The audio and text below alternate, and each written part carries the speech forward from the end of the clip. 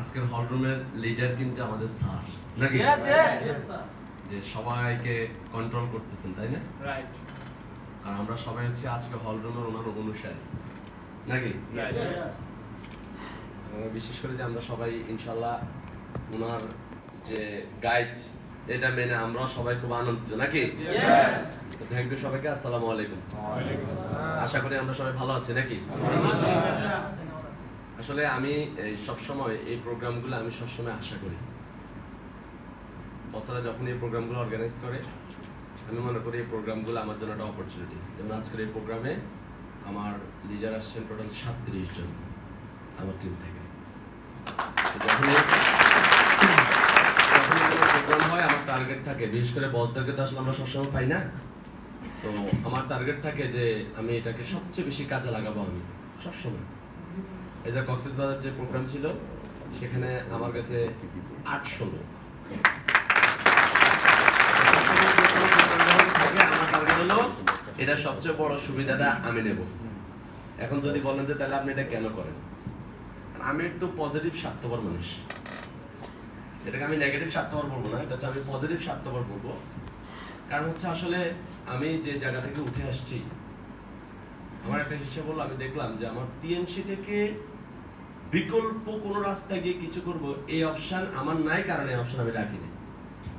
আমাকে টিএনসি থেকেই উঠতে হবে। এবং আমি এটা জানি যে আমার যে পরিস্থিতি সেটা হলো যে আল্লাহ মাফ করুক, আমি যদি কোনো কারণে টিএনসি থেকে সফল না হই বা কোনো কারণে যদি আমি ছিটকে পড়ে যাই তাহলে আমার ফ্যামিলি রাস্তায় বসে যাবে। আমার মা বাবা খুবই কষ্ট পাবে, খাওয়া দাওয়া কষ্ট পাবে, ভরণ পোষণও কষ্ট পাবে, থাকা খাওয়া কষ্ট পাবে। যার জন্য আমার বিকল্প কোনো অপশন আর নেই। যদি বলেন যে আমি টিএনসিতে কিভাবে আমার আশা, আমি একদম টিএনসিতে আসার আগে থেকে আসলে আমি খুব উচ্চ বিলাসী একজন মানুষ। আমি বড় স্বপ্ন দেখতে পছন্দ করতাম এবং বড় স্বপ্ন দেখতে আমি পছন্দ করি, এবং আমি খুব কঠোর পরিশ্রমী একটা মানুষ। আমি খুব পরিশ্রম করতে পছন্দ করি আগে থেকেই। আমার সবসময় চিন্তা এরকম থাকতো যে আমি মানে আমার জীবনটা আমি কোনো মতে কাটাবো। অভাব, কষ্ট, টাকার অভাব থাকবে, এটার অভাব থাকবে, ওইটার অভাব থাকবে, মা বাবার মুখে হাসি ফোটাতে পারবো না, সন্তানের মুখে হাসি ফোটাতে পারবো না, সমাজে আমার কোনো ভ্যালু থাকবে না, কেউ আমার পাত্তা দেবে না, কেউ আমার দাম দেবে না। তারপরে যেখানে যাবো আমি এক সাইডে পড়ে থাকবো, কারো কোনো মানে নাথিং। আমি যেখানে যাচ্ছি আমি আশরাফুল মাখলুকাত হলেও আমি যেখানে যাচ্ছি সেখানে আমি অ্যাজ এ একজন কিছুই না হিসেবে আমি সেখানে থাকতেছি। এরকম জীবন আমি চাই না। বরং আমার স্বপ্ন ছিল, আমার মনে আছে আমি একটা ঘটনা আপনাদের সাথে শেয়ার করে দিলে আপনারা বুঝবেন যে আমি সবসময় মানে কেমন চিন্তা করি। আপনারা জানেন যে 2010 সালে অথবা 11 সালে সালমান খান এবং অক্ষয় কুমার বাংলাদেশে আসছিলেন, ঠিক আছে না? ওই প্রোগ্রামে স্টেডিয়ামে, বঙ্গবন্ধু স্টেডিয়ামে প্রোগ্রাম হয়েছিল। তো সেখানে একটা দৃশ্য আমার খুব মজা লাগছে, বুঝছেন? আমি একদম স্টেজের সামনে ছিলাম, তো আমি দেখলাম যে অক্ষয় কুমার একটা ট্রেন দিয়ে একটা মেশিনে করে একদম আমাদের উপরে চলে আসছে। আমরা সবাই নিচে, সে হচ্ছে উপরে, বুঝছেন?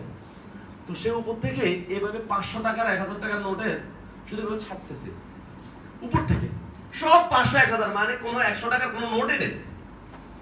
আর সে যখন উপর থেকে 500 টাকা 1000 টাকা ছাড়তেছে, মানুষ এরকম লাফালাফি দৌড়তেছে। মানে দৃশ্যটা টাকা ভুলে যেত, কত টাকা ছাড়ছে আল্লাহ জানে। আমি শুধু দেখতেছিলাম যে 500 1000 শুধু ঝুলে ঝুলে শুধু পড়তেছে। বোঝেন না, আপনার মাথার উপর এরকম টাকা পড়তেছে, আমি লাফালাফি নিতেছি।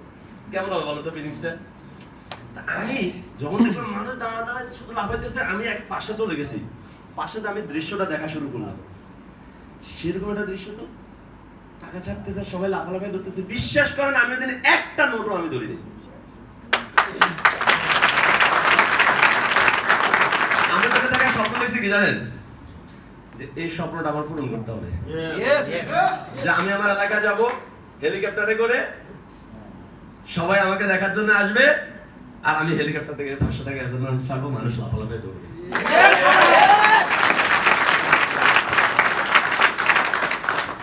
তার মানে বুঝছেন যে আমি কেমন চিন্তার মানুষ। সেজন্য আমি একটা খুঁজতেছিলাম যে কোন জায়গা থেকে আসলে আমি আমার জীবনটাকে পরিবর্তন করতে পারবো এবং আমি সেরাদের সেরা হতে পারবো। তো যখন আমি টিএনসির প্ল্যানটা দেখি, আসলে তখন আমি 2014 সাল 15 সাল আমার জীবনের জন্য খুবই ট্র্যাজেডিক, এবং আমি বলবো আমার জন্য খুবই শিক্ষণীয় সাল ছিল 14 এবং 15। ক্রাইসিস, অভাব, হতাশা, অ্যান্ড ভিশনলেস, এইমলেস জীবন কেমন হতে পারে। এই 2টা বছর আমাকে অনেক শিক্ষা দিছে, যে শিক্ষা দিয়ে আমি এখন পথ চলতেছি। যখন আমি 300 প্ল্যানটা দেখি, আমি কোম্পানিটাকে দেখে আসলে আমার খুব ভালো। আমি কিন্তু খুঁজতেছিলাম শুধু একটা কোম্পানি, যে যদি শুধু কোম্পানিটা যদি আমাকে গ্যারান্টি দেয় কোম্পানি থাকবে, ওইখানে কেমনে খেলতে হয় আমি জানি। কোম্পানির নিঃসন্দেহ চাই। যখন দেখলাম কোম্পানিটা ঠিক আছে, এবার তো নামছি। আপনারা জানেন আমি ব্র্যাক ব্যাংকে জব করতাম, আমি ব্র্যাক ব্যাংকে গুলশান ব্রাঞ্চে ছিলাম। যখন আমি সিদ্ধান্ত নিই যে আমি ব্র্যাক ব্যাংকে চাকরি করব না, আমি ফুল টাইম আমি টিএনসি করব, একজন মানুষ আমি আমার পাশে পাইনি। আত্মীয় স্বজন, বন্ধু বান্ধব, কেউ বলে আমি স্টুপিড, কেউ বলে আমি ব্যাককেল, কেউ বলে আমি গাধা, কেউ বলে এরকম আহাম্মকে পৃথিবীতে আছে নাকি, মানুষ ব্যাংকের চাকরি পায় না, এই আহাম্মকে ব্যাংকের চাকরি ছেড়ে দেয়। আমার বাবা আমার সাথে 2 সপ্তাহ কথা বলে না। হ্যাঁ, আমার আন্টিরা আমার বলতেছে আমি যেন তাদের বাসায় না যাই। এরে ভাই কি একটা মনে হচ্ছে যে আমি মনে হচ্ছে কার বলে চলে গেছি, অথবা মনে হয় যে কোন একটা খারাপ বাইরে বিয়ে করে দিয়েছি, অথবা মনে হয় যে কার ঘরে চুরি করছি, না মনে কার মনে ফোন করছি, নাথিং, করতেই পারবো না। একদিন আমি এরকম ডাইনিং টেবিলে বসে আমরা খাচ্ছিলাম, তো স্যার টাইম আসলে খাবে না কেউ দরকার হইলে এখানে। আমি একদিন ডাইনিং টেবিলে আমার আব্বা আম্মা সহ আমরা খাইতেছিলাম। আমার আব্বা আমার বলতেছে যে বাবা একটু চিন্তা করে দেখ, আমি তো এখন ইনকামে অক্ষম হয়ে গেছি। আমার বাবা বিদেশ ফেরত, ওনার ওপেনার সার্জারি হয়েছে, নাথিং, কিছু করার কোনো অপশন নেই, বিদেশ থেকে চলে আসছে। বাবা দেখ, তুই যদি কোনো কারণে যদি কিছু করতে না পারস, তাহলে আমরা কিন্তু ভিক্ষা করে কিন্তু খাইতে হবে। এখন তো একটা চাকরি করতেছে, একটা বেতন পাইতেছে, আমরা খেতে পারতেছি, আমরা খাবোটা কি যদি কিছু না, এরকম তো বহু কোম্পানি বাংলাদেশে আসছে গেছে। বাবা তুই আরেকবার ভেবে দেখ, তুই কি ব্যাংকের চাকরিটা ছাড়াটা ঠিক হবে, এগুলো করাটা কি তোর ঠিক হবে? তখন আমার বাবা বললাম যে বাবা আপনার একটা প্রশ্ন করে যে আমাদের এই বাড়িটার দাম কত, মানে আমাদের গ্রামের যে বাড়িটা, আমি বললাম যে আমাদের গ্রামের বাড়িটার দাম কত বলুন তো বাবা। কয় লাস্ট তো দামাদামি হয়েছে, আর একজনের তো 2 কোটি টাকা বলছে। আমি কি বাবা এই 2 কোটি টাকার বাড়িটা কেউ যদি আপনাকে 5 লাখ টাকা বিক্রি করে দিতে বলে, আপনি কি বিক্রি করবেন? না, আমার 2 কোটি টাকা দাম আমি কেন 5 লাখ টাকা বিক্রি করবো? তখন আমার বাবাকে আমি বললাম যে বাবা আমার এই ব্র্যান্ডের দাম তো হাজার হাজার কোটি টাকা, এটাকে কেমনে আমি 25,000 টাকা বেতনের কাছে বিক্রি করে দিই? আমি তো চাইলে ব্র্যান্ডটাকে খাটাই আমি হাজার হাজার কোটি টাকা ইনকাম করতে পারবো, তাহলে কেন এটা আমি 25,000 টাকা আরেকজনের কাছে বিক্রি করে দেবো? তখন আমার বাবা বলে যে না ঠিক আছে, তো যেভাবে ভালো লাগে তুই সেভাবে কর। যখন সব জায়গা থেকে বাধা আসা, আমি কিন্তু ভাই একটু আমার ঘাড়া টাইপের মানুষ, মানে আমি খুব জিদি একটা মানুষ, কিন্তু আমি যখন জিদ করি রাগ করি কোনো বিষয়টা আমি কাউকে বুঝতে দিই না। যখন আমি দেখছি সবাই আমাকে বাধা দিছে, তখন আমি এটাকে আরো সিরিয়াসলি ধরছি যে আমাকে এখান থেকেই উঠে প্রমাণ করতে হবে যে আমার সিদ্ধান্তটা ভুল না, যে আমি যে সিদ্ধান্ত নিয়েছি আমার সিদ্ধান্তটা সঠিক, আমাকে এখান থেকে প্রমাণ করতে হবে। আল্লাহর রহমতে ব্র্যাক ব্যাংকের চাকরি ছেড়ে দিয়ে 300 শুরু করি। 2016 সাল আর 17 সালটা ছিল আমার জন্য মানে যথেষ্ট চ্যালেঞ্জিং সাল। আমি কঠোর পরিশ্রম করতাম, মানে আপনারা যদি আমার পরিশ্রমের কথা শুনেন, যে অর্জনটা একটু করে শুনবেন যে কি কি অর্জন করছি। আমার যদি পরিশ্রমের কথা শুনেন, যে আমি রাতে 3টা বাজে আমি বাসায় ঢুকতাম প্রতিদিন। রমজান মাসে আমি বাসায় গিয়ে সেহরি খেয়ে তারপর শুইতাম একসাথে, কিন্তু রোজা রাখছি, নামাজও পড়ছি। রমজান মাসে প্রতিদিন আমি বাসায় ঢুকে গোসল করে সেহরি খেয়ে তারপর শুইতাম। 2016-17 সাল, ইভেন 18 সাল আমার জীবনে এরকম সাল ছিল, কারণ তখন আমার দেয়ালে পিঠ ঠেকে গেছে। মানে আমার কাছে 3 শীটে এরকম ছিল যে আমাকে বাঁচলে 3 শীট থেকে বাঁচতে হবে, আর না আমি শেষ, ফ্যামিলিও শেষ। ফ্যামিলি রাস্তা বসে যাবে। আর 3 বেলার খাবার 2 বেলা খেতাম, 2 বেলার খাবার 1 বেলা খেতাম।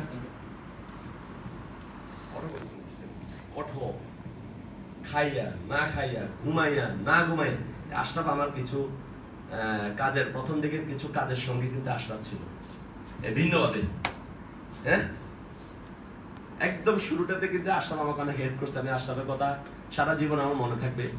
যেমন প্রথম 3-4 আমাকে খুব সাপোর্ট দিয়েছিল, ওদের সাপোর্টটা আমাকে অনেক হেল্প করছিল। হ্যাঁ, তো দেখেন আজকের এই কষ্ট মানে কি, আমি রাতের পর রাত গাইতে থাকতাম। আমি আল্লাহ 30 দিনের মধ্যে আমি 20 থেকে 25 দিন ছিল যে আমি আমার খাটের সাথে পিঠ লাগাতাম না। আমি গাইতে থাকতাম, রাতে দিনের বেলা প্রোগ্রাম করতাম, সারা রাত গাড়িতে সারাদিন প্রোগ্রাম, সারা রাত গাড়িতে সারাদিন প্রোগ্রাম। আমি কাজে বেরোতাম সকাল ভোর 6টা বাজে ঢাকার বাইরের প্রোগ্রামে, সারাদিন কিছু না খাইয়া রাতের 8টা-9টা বাজে বাসায় গিয়ে তারপর একসাথে ভাত খেতাম, বা 10টা বাজে বাসায় ঢুকে ভাত খেতাম। এমন হয়তো গাড়িতে অনেক সময় আমি ঘুমাই গেছি, খবর নেই। লাস্ট স্টেশন বাসের হেল্পার এসে আমরা উঠে, মামা আপনি কই নামবেন?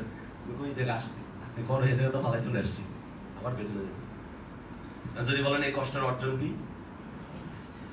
আমি প্রথম 3 থেকে ট্যুরটার এগুলো তো খুব স্বাভাবিক। আমি প্রথম 3-4 মাস কাজ করে মালয়েশিয়া ইন্দোনেশিয়া ট্যুর অ্যাচিভ করেছি। শুধু আমি না, আমার সাথে আমার টিমের 5-6 জন, টোটাল 6 জন। আমরা প্রথম 4 মাসে আমি সহ আমার টিমের 6 জন Malaysia Indonesia tour company promotion achieve করে যাই। প্রথম ফেব্রুয়ারিতে আমরা জয়েন করছি, জুন মাসে আমাদের প্রমোশন ছিল মালয়েশিয়া ইন্দোনেশিয়া।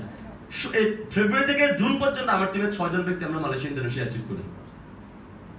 1,19,000 পিবি করে মাত্র 4 মাসে। তখন আশরাফ ছিল দেখতো আমি যে কাজ করতাম। আল্লাহর রহমতে কারফান্ড অ্যাচিভ করে ফেলি 6 মাসের মাথায়। আমার এখন পর্যন্ত টিএনসিতে কোম্পানি কোনো প্রমোশন দিচ্ছে আমি অ্যাচিভ করে নেই এরকম কোনো ঘটনা নেই। এটা লাস্ট যে ট্যুরটা ছিল, কিছু লাস্ট ট্যুর ছিল না ইন্দোনেশিয়া ট্যুর ছিল না, ইন্দোনেশিয়া ট্যুর। বাংলাদেশের কোম্পানির লিস্টে একজন ব্যক্তির নাম আছে, মানুষটার নাম কি জানেননি? হুমায়ুন কবির। কোম্পানি যখন কোনো প্রমোশন ঘোষণা দেয়, আমি জানি ডক্টর লি আমার নামটা প্রথমে লিখে তারপর ঘোষণা দেয়। আমি অ্যাচিভ করবো না, কি করবো? রাস্তা তো আমার কাছে আছে। এই যে লাস্ট যে ক্যাশ রিওয়ার্ডের প্রমোশন দিয়েছে না $500, সম্পাস আমরা জানাইছে যে সবুজ একটা তো প্রমোশন আসতেছে। কি প্রমোশন? হয় যদি এত করা যায়। কত জানি আমাদের জন্য ছিল $500 জন্য, কত জন্য ছিল?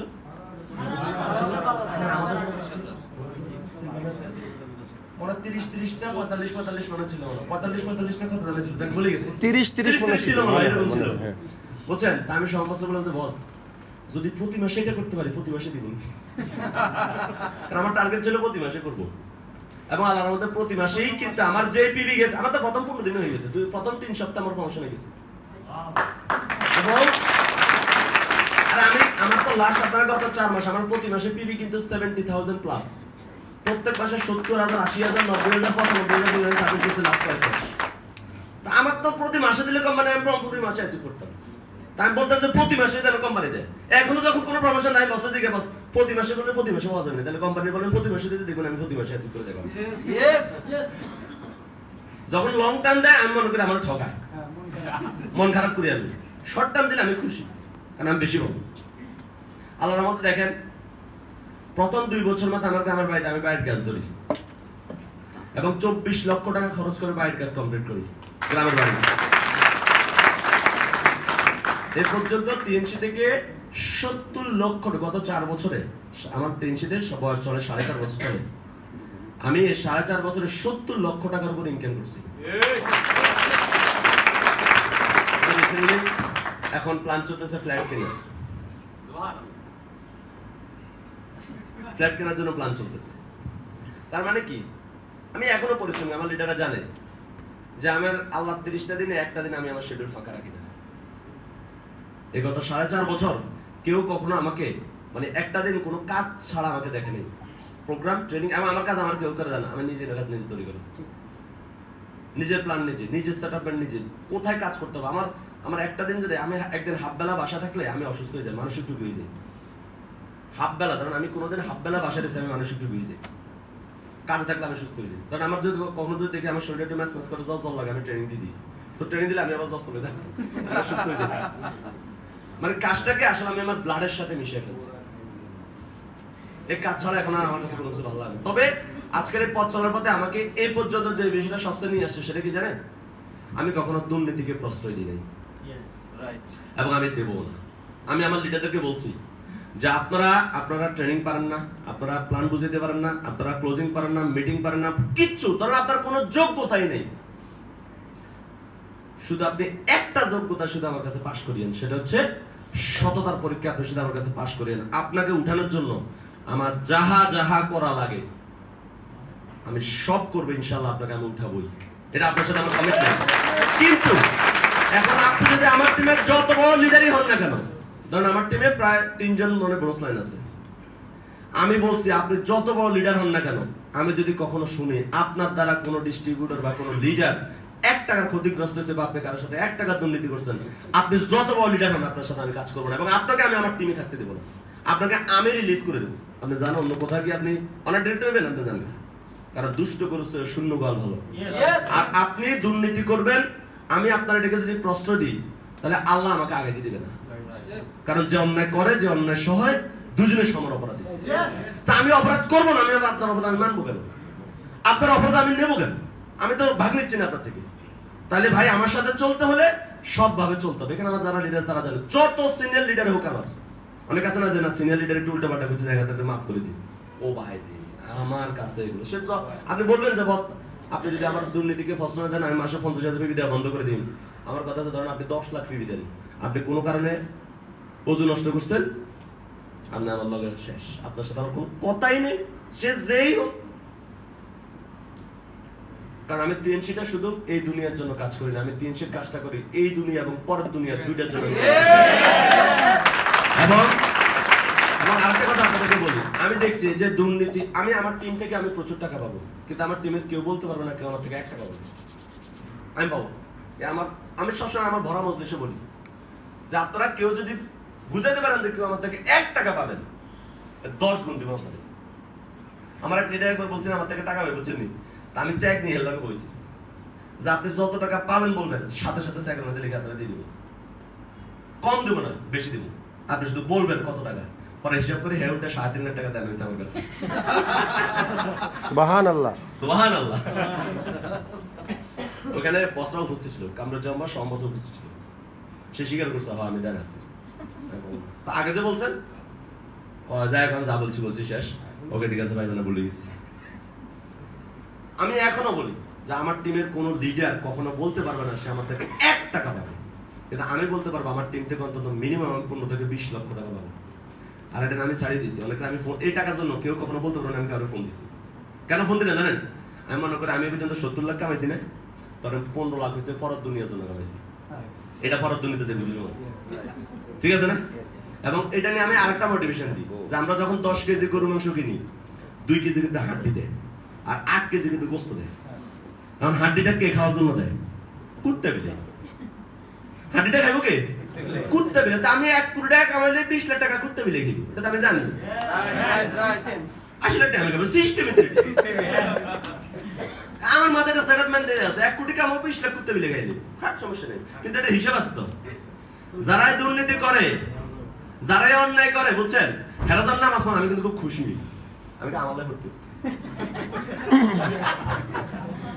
এরকম দান করার দিলে আমি আমাদের হইতেছি, ওটা যদি ফোর জায়গা মধ্যে গেলে আমি নিয়ে নেবো, এটা তেল কষ্ট মষ্ট করিল, সমস্যা নেই।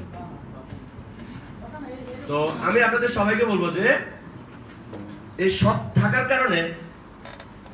থাকার কারণে আমি এখন পর্যন্ত কোথাও আমি ঠেকে নিয়ে আল্লাহর মতো।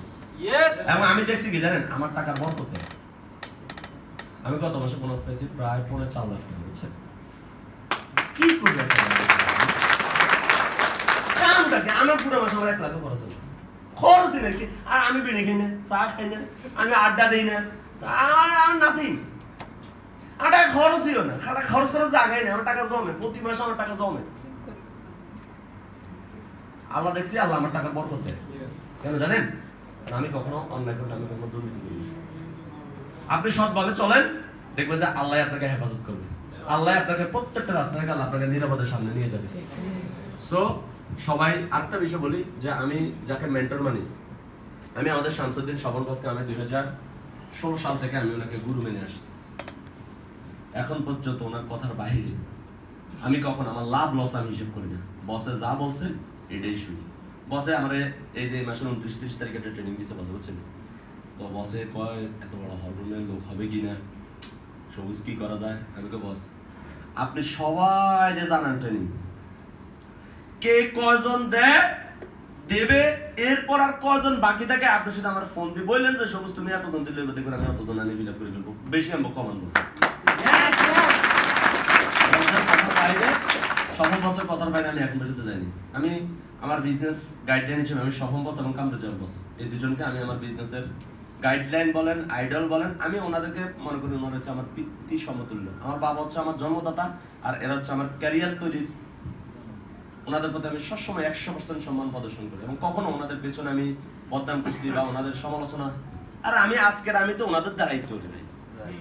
আমি তো রাস্তার একটা ছেলে ছিলাম, 2 পয়সার দামও তো আমার ছিল না। তা আজকে আমাকে তৈরি করছে কি? তাদের সহযোগিতাতে আমি আজকে এখানে। তা আমি যদি আজকে বলে ফেলি যে আমি অনেক বড়, তাহলে আর তো হলো না। আমি আপনাদের উদ্দেশ্যে আমার বক্তব্য থাকবে এটাই যে ভাই যদি সৎভাবে চলতে পারেন, আর এই নেটওয়ার্ক মার্কেটিং এ যেটা সবচেয়ে বেশি জরুরি সেটা হচ্ছে একদম গুরু মানা। আজকে অনেকে এই যে স্যার দেখেন আমাদের বছরে ট্রেনিং আয়োজন করছে, অনেক সিনিয়র লিডার প্রোগ্রামে আছে। তো আজকে ফখরুল হাসান স্যারের একটা কথা আমার সেরকম লাগছে। আজকে আমার ট্রেনিংটা সকালবেলা প্রথম 10 মিনিট পরেই ফখরুল হাসান স্যারের 10 মিনিট কথা বলার পরেই আমার আজকে ট্রেনিং এর টাকাটা খুশি গেছে। সেটা কি জানেন? এগুলার বিবেকের মধ্যে কে এত পেশাব করছে, সেই রকম একটা আমার আজকের দিনের একটা ডায়ালগ একদম যে এদের বিবেকের মধ্যে কেউ পেশাব করে দিচ্ছে। আমি এখন যাই কিন্তু ফখরুল স্যারের কিন্তু একটা থ্যাংক ইউ দিব, শুধু এই ডায়ালগটা আমাকে শেখানোর জন্য খুব পছন্দ হয়েছে আমার, যে এগুলার বিবেকে কে এত পেশাব করল বলা হয়েছে। কিন্তু অহংকারী মানুষ সফল হবে না কখনো, অকৃতজ্ঞ মানুষ কখনো সফল হবে না। তো আমি সবাইকে বলবো, যেহেতু আমরা সবাই লিডার, আপনি সবাইকে কন্ট্রোল করার দরকার নাই, আপনি আপনার নিজেকে কন্ট্রোল করেন, তাহলে দেখুন অটোমেটিক্যালি সব কন্ট্রোল হয়ে যাবে।